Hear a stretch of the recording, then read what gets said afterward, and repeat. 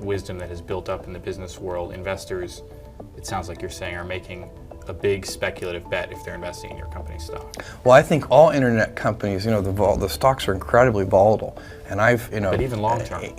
Long term, I believe that it's very easy to predict that there are going to be lots of successful companies born of the internet. They're going to have very large market caps and so on. I also believe that today, where we sit, it's very hard to predict who those companies are going to be.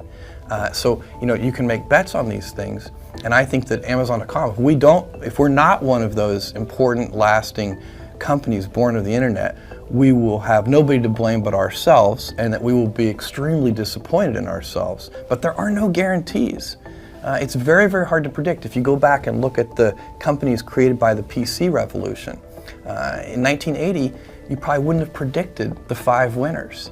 The 5 biggest winners. There have been lots of winners, actually.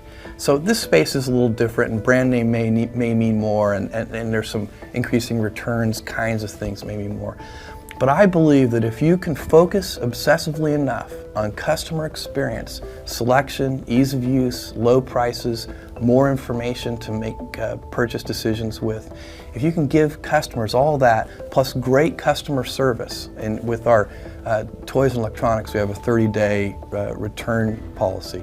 If you can do all of that, then I think you have a good chance, and that's what we're trying to do. You're not really a pure internet company anymore either, are you? I mean, you've got millions of square feet now of real estate. You've got a huge and growing inventory of items that you keep in stock. We do whatever. And you've got thousands and thousands of employees now. Yeah, we have over 3,000 employees and over 4 million square feet of distribution center space. And those are things I'm very, very proud of, because with that distribution center space and half a dozen distribution centers around the country, it allows us to get product close to customers so that we can ship it to customers in a very timely way, which improves customer service levels. That's what we're about. If there's one thing Amazon.com is about, it's obsessive attention to the customer experience, end to end. And that's what those distribution centers are for. But you're not a pure internet play. It doesn't matter to me whether we're a pure internet play. What matters to me is do we provide the best customer service. Internet, schminternet, that doesn't matter. Well, but it does matter to your investors to know whether they're investing in a company that No, they should be investing in a company that obsesses over customer experience. In the long term, there is never any misalignment between customer interests and shareholder interests. Well, that's the same argument that somebody at Walmart would make as well, wouldn't they? I don't see why not. I think they should make that argument. So it's a correct argument.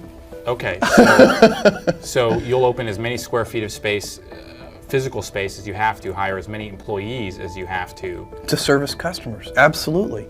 And we'll do it as rapidly as we can. That's a very cost-intense proposition. Not compared to opening an equivalent network of retail stores. So if you open a bunch of chain stores, look, when we open a distribution center, we're opening places that may have, where we may pay 30 cents a square foot for a lease, instead of paying $7 a square foot, which you might pay in a high traffic retail area.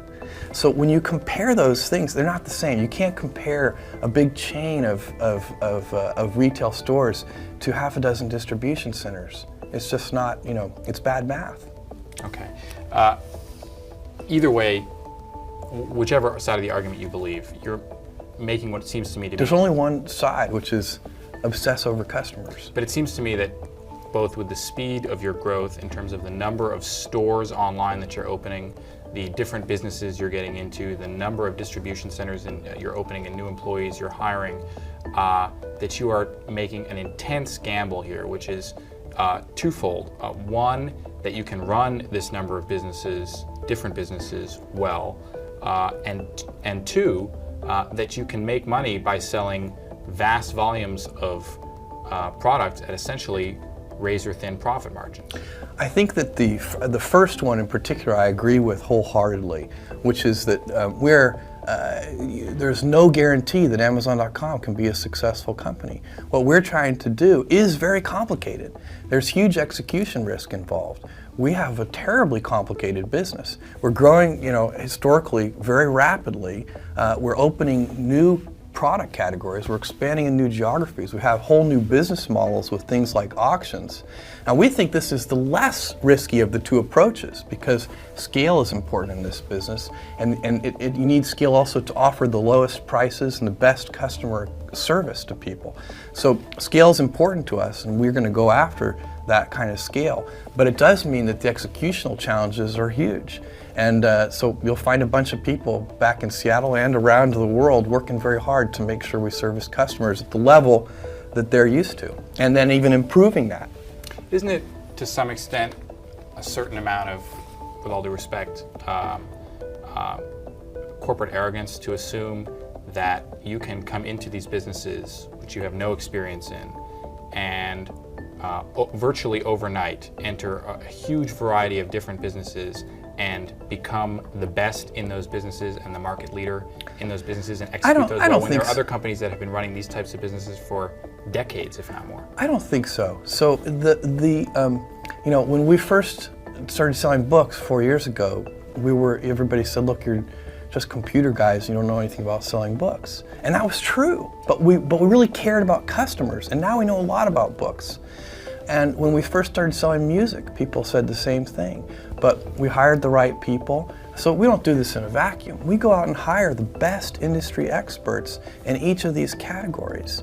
That's the same with toys and electronics. So, we take this very seriously. We take the commitment to the customer very